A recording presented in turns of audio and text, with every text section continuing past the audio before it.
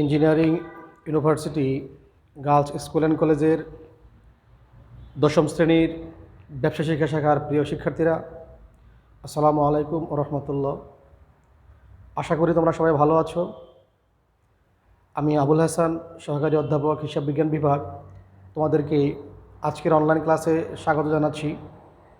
প্রিয় শিক্ষার্থীরা, তোমরা জানো যে আমাদের ধারাবাহিক অনলাইন ক্লাস চলছে। গত ক্লাসে আমি তোমাদের সাথে আর্থিক বিবরণীর ছক নিয়ে কিছু আলোচনা করেছিলাম। তো আজকে তোমাদের সাথে আর্থিক বিবরণীর একটি অঙ্ক নিয়ে কথা বলবো। আশা করি তোমরা সেটি মনোযোগ সহকারে শুনবে। অ্যাকাউন্টিংয়ের ক্লাসগুলো করার জন্য তোমাদের বরাবরই আমি বলে আসছি, অবশ্যই তোমরা খাতা, কলম, ক্যালকুলেটর, স্কেল এবং পেন্সিল এগুলো সাথে নিয়ে বসবে। তোমরা আমাদের ক্লাসগুলো দেখবে, পাশাপাশি নিজেরা গুরুত্বপূর্ণ যে আলোচনাগুলো হয়ে থাকে সেগুলো তোমরা পয়েন্ট করবে, লিখবে খাতায়, এবং পরবর্তীতে নিজেরা অঙ্ক প্র্যাকটিস করবে। যে যত বেশি অঙ্ক প্র্যাকটিস করবে সে তত বেশি অ্যাকাউন্টিংয়ে ভালো করবে, এটাই স্বাভাবিক। তো যেহেতু এটা তোমাদের রিভিশন ক্লাস চলছে, সুতরাং তোমরা আমাদের আলোচনার মধ্যে যদি কোনো প্রশ্ন থাকে, যেহেতু আমাদের ইউটিউব ক্লাসের মাধ্যমে তোমাদের সরাসরি প্রশ্ন করার সুযোগ হচ্ছে না, সেহেতু তোমরা সেই প্রশ্নগুলো খাতায় নোট করে লিখে রাখবে এবং সেটা আমাদের সাথে ফোনে কথা বলে তোমাদের সেই প্রশ্নগুলোর উত্তর জেনে নেবে, সমাধান করে নেবে। ইনশাল্লাহ আমরা সেটা সমাধান করে দেওয়ার চেষ্টা করব ইনশাল্লাহ। জুম ক্লাসে হইলে হয়তো তোমরা প্রশ্ন করতে পারতে, বাট তোমাদের জুম ক্লাসে যেহেতু তোমরা ভালো করে করো না, সেজন্য আমাদের জুম ক্লাসের বিকল্প হিসেবে আমরা ইউটিউবে ক্লাস আপলোড দিচ্ছি তোমাদের জন্য। তো ভিডিওর শুরুতেই তোমরা একটা উদ্দীপক দেখেছো এখানে, যে উদ্দীপকটি তোমরা প্রথমে ভালো করে দেখে নেবে যে এটি একটি মাহাদি এন্টারপ্রাইজের একটা রেওয়া মিল, আর সাথে কতগুলো সমন্বয়, 5টি সমন্বয় দেওয়া আছে। এই রেওয়া মিল এবং সমন্বয়ের আলোকে তোমাদেরকে 3টি প্রশ্ন করা হয়েছে ক, খ, গতে। প্রথম প্রশ্ন ছিল বিক্রিত পণ্যের ব্যয় নির্ণয় করো। দ্বিতীয় প্রশ্ন ছিল এখানে বিশদ আয় বিবরণী প্রস্তুত করো। 3 নম্বর প্রশ্ন ছিল চলতি সম্পদ ও চলতি দায়ের পরিমাণ নির্ণয় করো।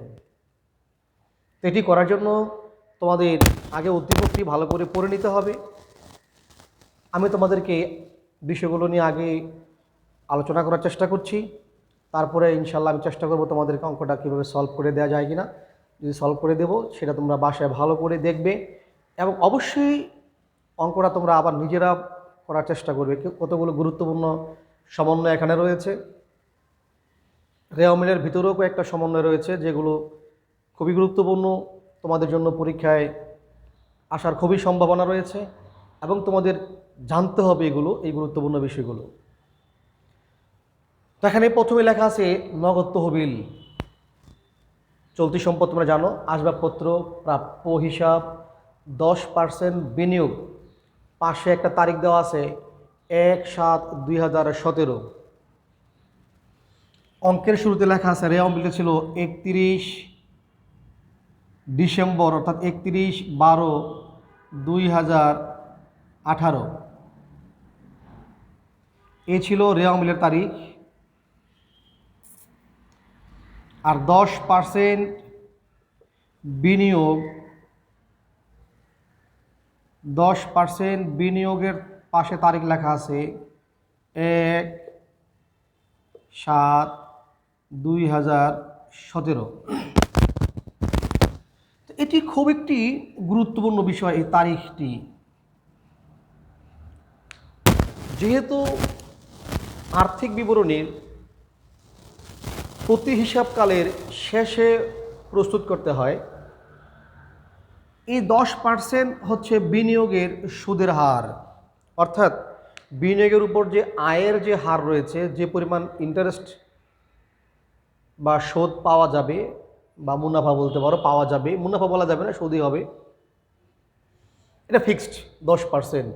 অর্থাৎ এই পার্সেন্ট শব্দের অর্থ তোমাদের আমি ক্লাসে বলেছি, যে কোনো পার্সেন্ট,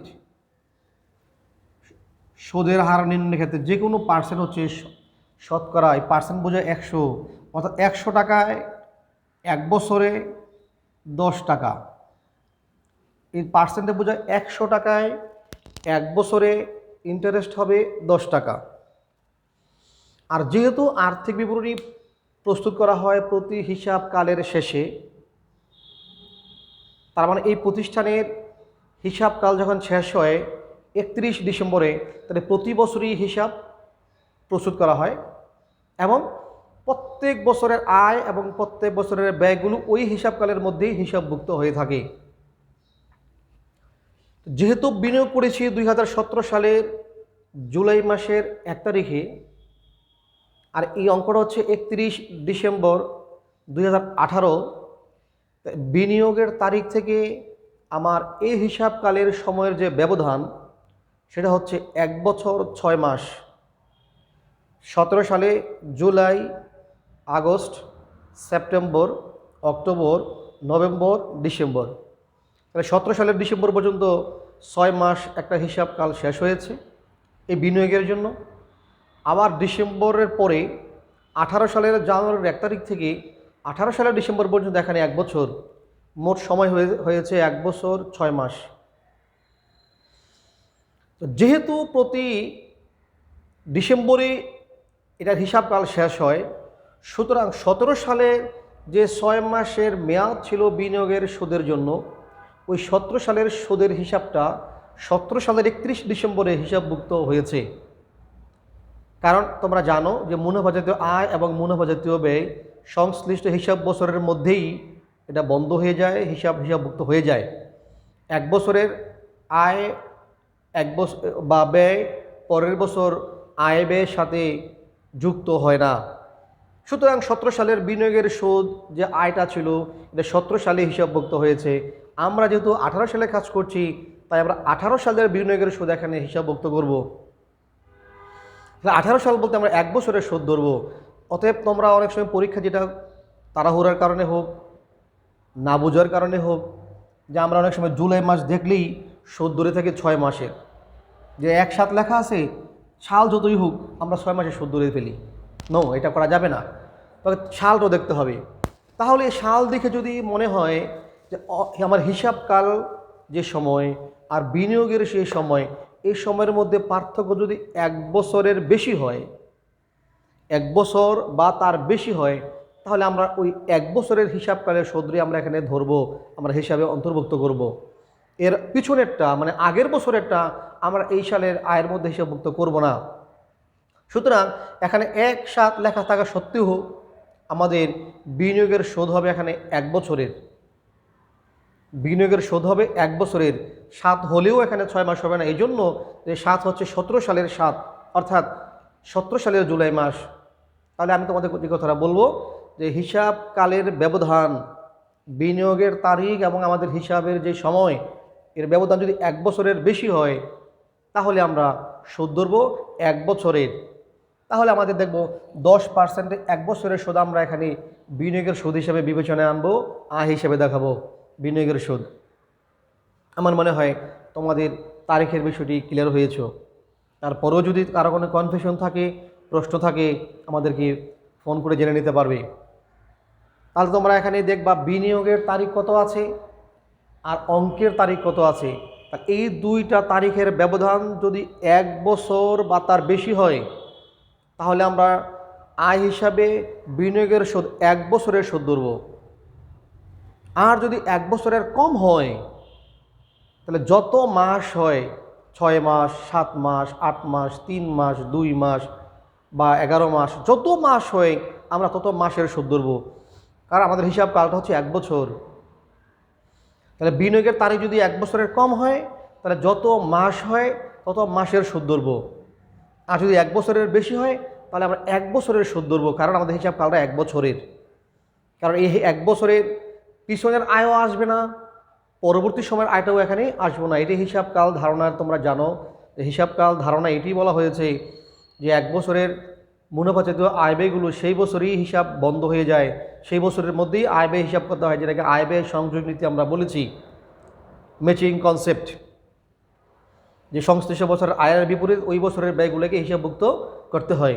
তো সুতরাং আমরা পিছনের সালের আয়কে আমরা পরের বছর আনবো না, এবং সামনের বছরের আয়কেও আমরা আমাদের এই বছরের মধ্যে অন্তর্ভুক্ত করব না। শুধু 18 সালের যেটুকু আয় হয়েছে, তা 18 সালের বিনিয়োগের সুদে আমরা শুধু 18 সালের আয় হিসেবে বিবেচনা করব। তা আমার বিশ্বাস তোমরা বিনিয়োগের সুদের বিষয়টা ক্লিয়ার হয়েছ।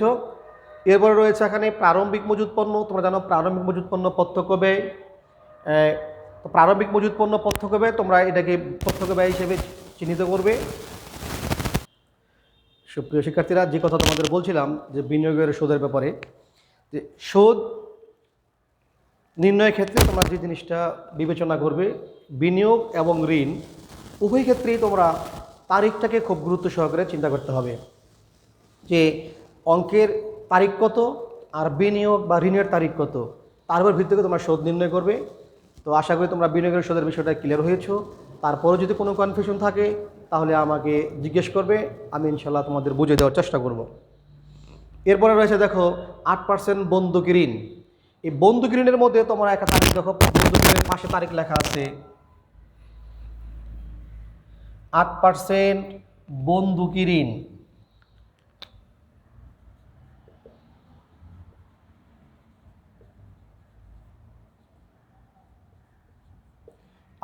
বন্ধুক ঋণ তারিখ আছে তোমার এখানে 1/5/2018। এক্ষেত্রে তোমাকে খেয়াল করতে হবে এই 8% হচ্ছে তার সুদের হার।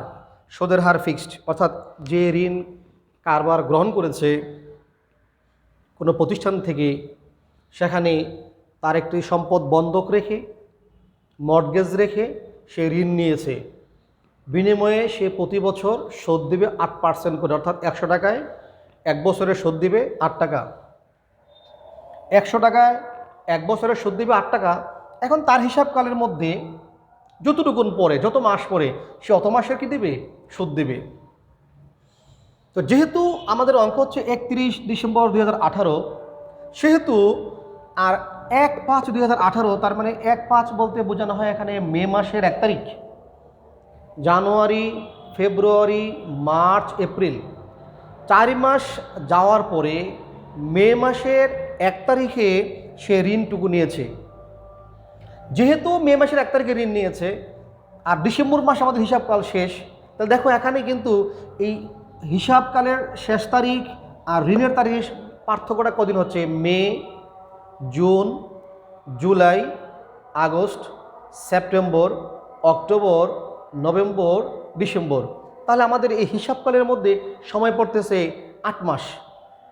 তা আমি একটু তোমাদের বলেছি যে অঙ্কের তারিখ এবং ঋণ বিনিয়োগের তারিখ যদি 1 বছর বা তার বেশি হয় তাহলে সুদ হবে 1 বছরের, আর সময় যদি 1 বছরের কম হয় তাহলে সুদ হবে যত মাস হয় তত মাসের। তাহলে এখানে তারিখ দ্বারা বোঝানো হচ্ছে আমাদের অঙ্কের তারিখ আর ঋণের তারিখ দুটোর পার্থক্য হচ্ছে 8 মাস। তাহলে এখানে সুদ হবে 8 মাসের, সুদ হবে 8 মাসের। তাহলে 8 মাসের সুদ আমরা বের করবো কীভাবে? এই যে 8% বলেছি আমি, 8% মানে হচ্ছে 100 টাকায় 1 বছরের সুদ হচ্ছে 100 টাকায় 1 বছরের সুদ হচ্ছে 8 টাকা। 100 টাকায় 1 বছরের সুদ হচ্ছে 8 টাকা।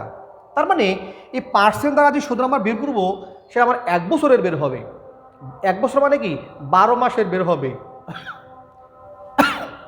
তাহলে তোমরা খেয়াল করে দেখো, আমার এখানে যে ঋণ রয়েছে 2,40,000 টাকা, এটা যদি আমরা 8% বের করি তাহলে যে সুদটা বের হবে, এই যে সুদটা বের হচ্ছে তোমার 19,200 টাকা, এই সুদটা কিন্তু বের হয়েছে 1 বছরের 12 মাসের। কারণ এই পার্সেন্ট বের হচ্ছে, পার্সেন্ট মানে হচ্ছে 100 টাকায় 1 বছরের সুদ হচ্ছে 8 টাকা। যেহেতু 100 টাকায় 1 বছরের সুদ 8 টাকা, সুতরাং এই সুদটা বের হয়েছে 1 বছরের। বাট আমার তো 1 বছরের সুদ এখানে দরকার নেই, আমার লাগবে কয় মাসের? 8 মাসের। তো 8 মাস যদি লাগে তাহলে আমরা এই যে ঋণের সুদ 19,200 টাকা এক বছরে বের হলো, তাহলে 8 মাসের সুদ আমরা কেমনে বের করবো? তো এক বছরে নিশ্চয় তোমরা জানো 12 মাস। তাহলে আমরা এখানে ঋণের সুদটা এভাবে বের করতে পারবো। আমি তোমাদের পুরা কাজটা বের করে দেখাচ্ছি সুন্দর করে। সেটা হচ্ছে ঋণের সুদটা যদি আমরা বের করি,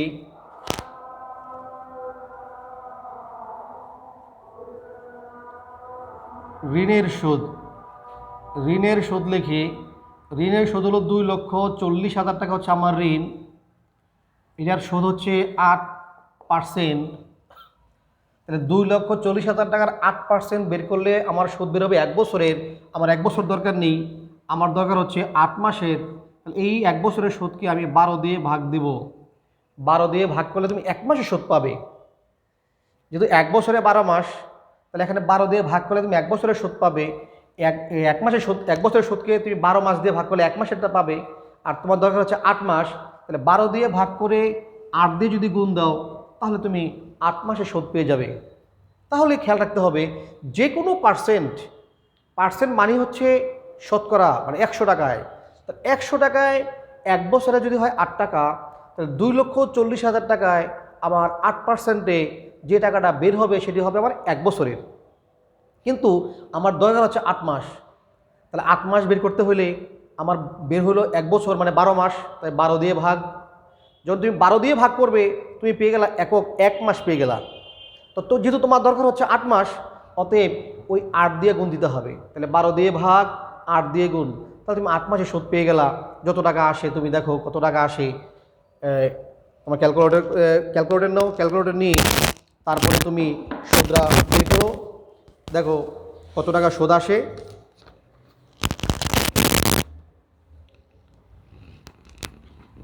আসবে 12,800 টাকা। এই হচ্ছে ঋণের সুদ। সেমভাবে কিন্তু আমরা বিনিয়োগের সুদ আমরা বের করবো এইভাবেই। কিন্তু বিনিয়োগের যেহেতু আমাদের এক বছরের সুদ বের করতে হবে, সেক্ষেত্রে আমার আর 12 দিয়ে ভাগ করার প্রয়োজন নেই। 10% করলেই বিনিয়োগের সুদ পেয়ে যাব।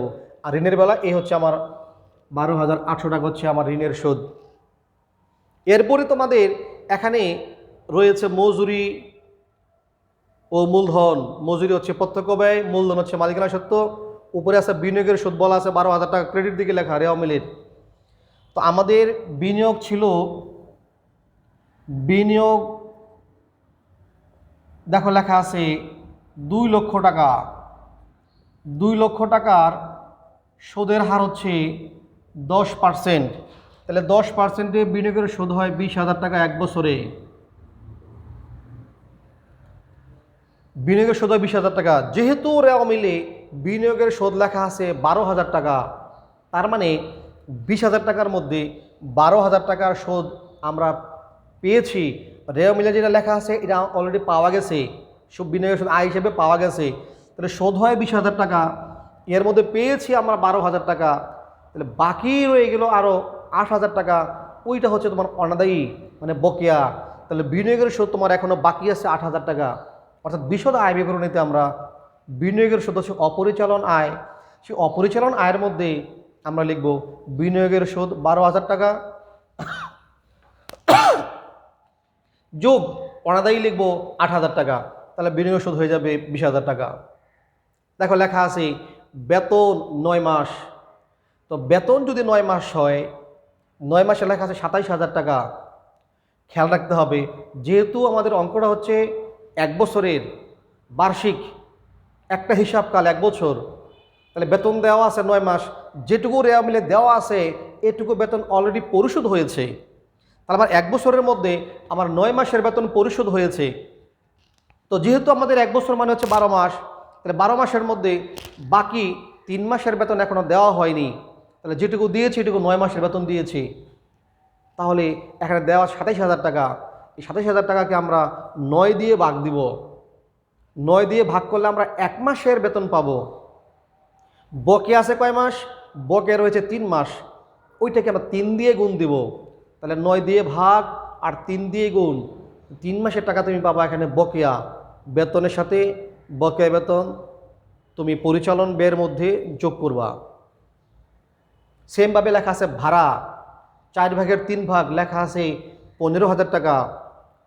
টোটাল ভাড়াটা হচ্ছে 4 ভাগ। তো 4 ভাগের মধ্যে আমরা পরিশোধ করেছি 3 ভাগ। এটা প্রদত্ত ভাড়া, যেহেতু রেওয়ামিলে ডেবিট দিকে লেখা, ডেবিট দিকে লেখা মানে ডেবিট দিকে লেখা থাকে কি খরচ, সম্পদ, উত্তোলন। তো যেহেতু ভাড়া একটা খরচ আর ডেবিট দিকে লেখা আছে, সুতরাং এটা প্রদত্ত ভাড়া। তো প্রদত্ত ভাড়ার 4 ভাগের মধ্যে 3 ভাগ দেওয়া আছে। 3 ভাগে কয় টাকা দেওয়া? 15,000 টাকা দেওয়া। তার মানে আরেক ভাগ এখনও দেওয়া হয়নি। মোট ভাগ হলো 4টা। মোট ভাগ আমরা এখানে দেখব 4টা। 3 ভাগ দেওয়া আছে আর 1 ভাগ কি নাই? দেওয়া নাই। 1 ভাগ হচ্ছে তোমার বকেয়া, বাকি। তাহলে যেটুকু রেওয়ামিলে 15,000 টাকা দেওয়া, এটা কয় ভাগ টাকা? 3 ভাগ টাকা। সুতরাং এই টাকাকে আমরা 3 দিয়ে ভাগ করব। তোমরা অনেক সময় কী করে থাকো? 4 দিয়ে ভাগ, 1 দিয়ে গুণ। 4 দিয়ে ভাগ। কেন 4 দিয়ে ভাগ হবে না? কারণ আমি 4 ভাগ দিইনি, দিয়েছি কয় ভাগ? 3 ভাগ। তাহলে এই 15,000 টাকাকে তুমি 3 দিয়ে ভাগ করবা। 1 দিয়ে গুণ দিলেও যা হবে, গুণ না দিলেও 1 ভাগ বের হবে, ওইটা হচ্ছে বকেয়া। তুমি লিখবা ভাড়া, ভাড়ার সাথে যোগ বকেয়া। পরিচালন ব্যয়ের মধ্যে, বিশদ আয় বিবরণের মধ্যে পরিচালন ব্যয়ের মধ্যে লিখবা ভাড়া যোগ বকেয়া। এরপরে আসো, লেখা আছে আন্তঃপরিবহন, এটি প্রত্যক্ষ ব্যয়। তো রেওয়ামিল নিয়ে তোমাদের সাথে যে আলোচনাটা করলাম, তোমাদের যদি রেওয়ামিল বুঝতে কারো কোনো প্রবলেম হয়, কোনো আইটেম রেওয়ামিলে যদি না বুঝে থাকো, আমি কিন্তু অঙ্কের শুরুতেই তোমাদেরকে এটি দেখিয়েছি রেওয়ামিলটা, আবার আলোচনা করলাম। তারপরে যদি তোমাদের কোনো প্রবলেম হয়, প্রশ্ন থাকে, আমাকে ফোন করে প্রশ্ন করতে পারো যে স্যার আমি এইটুকু বুঝিনি, বা এই শোধের ব্যাপারটা বা বেতনের ব্যাপার বা ভাড়ার ব্যাপারটা বুঝিনি। আমার সাথে তোমরা ফোন করে কথা বলো, আমি অবশ্যই তোমাদেরকে বোঝা দেওয়ার চেষ্টা করবো ইনশাল্লাহ। তো তোমাদের জন্য এখানে 5টি সমন্বয় রয়েছে। একটি হচ্ছে বছর শেষে অবিক্রিত পণ্যের পরিমাণ 20,000 টাকা। অবিক্রিত পণ্য মানে হচ্ছে সমাপনী মজুদ, যে পণ্য এখনও বিক্রি করা হয়নি, বিক্রি করতে পারেনি, এটাকে বলা হয় অবিক্রিত পণ্য। তো অবিক্রিত পণ্য, আমাদের বিক্রিত পণ্যের ব্যয় নির্ণয় করার জন্য প্রত্যক্ষ ব্যয়ের যোগফল থেকে অবিক্রিত পণ্যের ব্যয় বাদ দিতে হয়, তাহলে বিক্রিত পণ্যের ব্যয় পেয়ে যায়। এবং এই অবিক্রিত পণ্য আবার সমাপনী মজুদ পণ্য চলতি সম্পদ হিসাবে আমরা চলতি সম্পদের মধ্যে দেখাবো। তোমরা জানো যে সমন্বয়ের হিসাবগুলো যেহেতু প্রত্যেক লেনদেন 2টি হিসাব খাতকে প্রভাবিত করে, তাই এটি 2 জায়গায় হিসাবভুক্ত হয়। তো সমাপনী মজুদ একবার আমরা বিক্রিত পণ্যের ব্যয়ের মধ্যে প্রত্যক্ষ ব্যয় থেকে বাদ দিব, পরবর্তীতে আবার আমরা চলতি সম্পদ হিসাবে দেখাবো।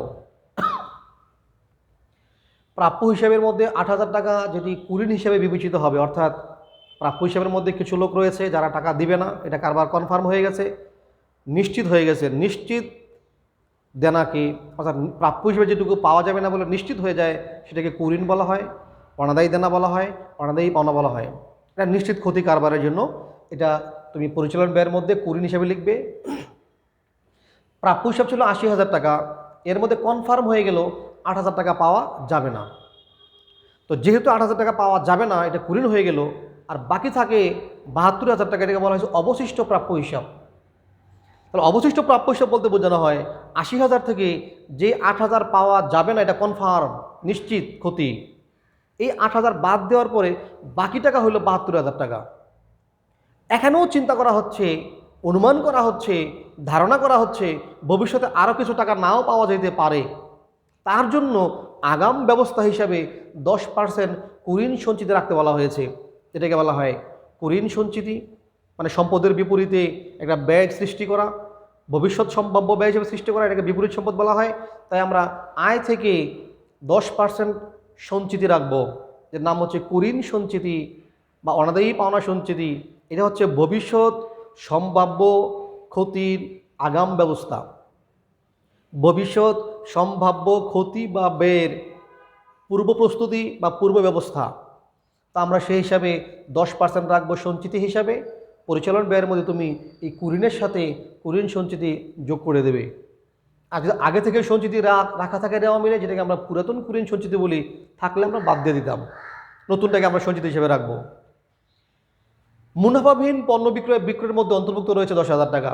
মুনাফাবিহীন পণ্য বিক্রয়ের মধ্যে থাকার কথা নয়, এটা ক্রয় থেকে বাদ হওয়ার কথা ছিল, বাট এখানে ক্রয় থেকে বাদ না হয়ে ভুলে কার অন্তর্ভুক্ত হয়ে গেছে? বিক্রয়ের অন্তর্ভুক্ত হয়ে গেছে। এটা ভুল হয়েছে, এটা ভুল সংশোধনী জাবেদার মাধ্যমে আমরা এখানে সংশোধন করব। এটার ভুল সংশোধনী জাবেদা হচ্ছে বিক্রয় হিসাব ডেবিট, ক্রয় হিসাব ক্রেডিট। তার মানে বিক্রয় ডেবিট হওয়া মানে হচ্ছে বিক্রয় থেকে বাদ দিতে হবে, আর ক্রয় ক্রেডিট হওয়া মানে হচ্ছে ক্রয় থেকে বাদ দিতে হবে। এটা কাজ হবে বিক্রয় থেকে বাদ, এবং ক্রয় থেকে বাদ। এরপরে রয়েছে 10,000 টাকার একটি ক্রয় চালান এখনও কারবারে এসে পৌঁছায়নি, মানে পণ্য ক্রয় করা হয়েছে, হয় আমরা জাহাজে বা ট্রেনে বা ট্রাকে বা ভ্যানে কোনোভাবে পণ্যটা আসতেছে, আসার পথে হয়তো রাস্তায় আটকে আছে, এখনও কারবারে এসে পণ্যটা পৌঁছায়নি, হয়তো বছরের শেষ দিকে এসে 30 তারিখে পণ্যটা ক্রয় করা হয়েছে, ডেলিভারি আসতে আসতে এখনও কারবারের মধ্যে এসে পৌঁছায়নি, এই জন্য এটাকে বলা হয় গুডস অন ট্রানজিট, অর্থাৎ পথির মধ্যে পণ্য রয়েছে, যে কারণে চালান পৌঁছানো না হওয়ার কারণে এটি ক্রয় বই লিপিবদ্ধ হয়নি। ক্রয় বই লিপিবদ্ধ না হওয়ার কারণে তাহলে নিশ্চয় ধারে ক্রয়, আমরা এটা ক্রয়ের সাথে যোগ করব, আর প্রদেয় হিসাবে দেখাবো, যে ধারে ক্রয় হিসেবে প্রদেয় হিসাব দেখাবো, বাট উক্ত পণ্য বা মজুদ পণ্যের মধ্যে অন্তর্ভুক্ত রয়েছে। তো তোমরা এরকম কথা যদি লেখা থাকে মজুদ পণ্যের অন্তর্ভুক্ত রয়েছে থাকলে আমরা আবার মজুদ পণ্য থেকে কী করে দিই, মাইনাস করে দিই না। আমরা মাইনাস করবো কি করবো না তোমাকে চিন্তা করতে হবে, কেন মাইনাস করব।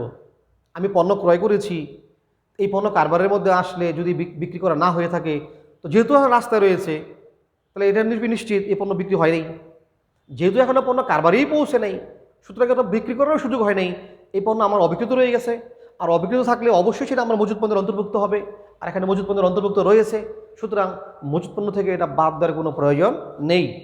এটা কাজ হবে শুধু ক্রয়ের সাথে যোগ হবো অলিখিত ক্রয় হিসাবে, আর প্রদেয় হিসাবে সাথে থাকলে যোগ করবো, না হলে আমরা এটাকে প্রদেয় হিসাবে লিখবো। মজুদ পণ্যের অন্তর্ভুক্ত রয়েছে কথা দেখে কিন্তু মজুদ পণ্য থেকে বিয়োগ করবে না, কারণ এটা মজুদ পণ্যের অন্তর্ভুক্ত থাকার কথা। তাই আমি পণ্য ক্রয় করেছি, যেহেতু পণ্য এখনও ট্রানজিট অবস্থায় আছে, রাস্তায় রয়েছে, আমি বিক্রি করতে পারিনি, সুতরাং এটা অবিকৃত পণ্য। অবিকৃত পণ্য আমার অবিকৃত পণ্যের মধ্যে অন্তর্ভুক্ত রয়েছে, থাকবে, এটাই স্বাভাবিক। এই ছিল আমাদের সমন্বয়গুলো। আমি সমন্বয়গুলো তোমাদের আলোচনা করলাম, রেয়াবিলিটি আলোচনা করলাম। তোমরা নিজেরা অঙ্কটা করার চেষ্টা করো, দেখুন নিজে পারো কিনা। যদি না পারো তাহলে অবশ্যই আমি নেক্সট ক্লাসে আমি নিজে অঙ্কটা করে দেবো, এর আগে তোমরা চেষ্টা করো তোমরা পারো কিনা। আমি তো আলোচনা করে দিয়েছি, প্রশ্ন প্রয়োজন হলে তোমরা আমার সাথে আমার হেল্প নেও, পরামর্শ নাও, আমাকে ফোন দাও। আর তাও যদি না হয় আমি নিজে অঙ্কটা পুরোটা সলভ করে দেবো আগামী ক্লাসে, তখন তোমরা দেখে নিও। এর আগে আমি আবারও বলছি, নিজের আগে করার চেষ্টা করো, দেখো তুমি নিজে পারো কিনা। রেও মিলটা এখানে থাকলো, আমি আবার তোমাদের রেও মিলটা একটু বড় করে দেখাচ্ছি, তোমরা দেখে তোমরা করার চেষ্টা করবে। যদি চেষ্টা করে না পারো তখন আমার যে সলভ আমি করে দেবো সেটা তোমরা হেল্প নিতে পারো। তো তোমরা রেও মিলটা আরেকবার দেখো, আমি তোমাদের রেও মিলটা দেখিয়ে দিচ্ছি।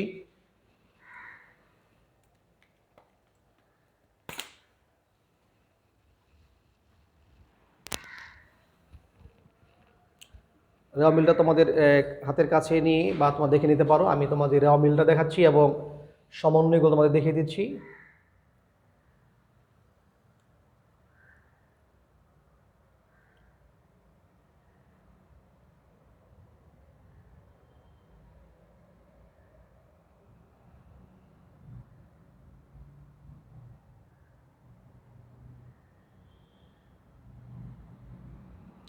ভিডিওর শুরুতেও রেওয়া মিলটা তোমাদের কাছে থেকে দেখানো হয়েছে, তোমরা ওইখান থেকে হেল্প নিতে পারো, স্টিল করে জুম করে পড়ে তোমরা এটা করতে পারো।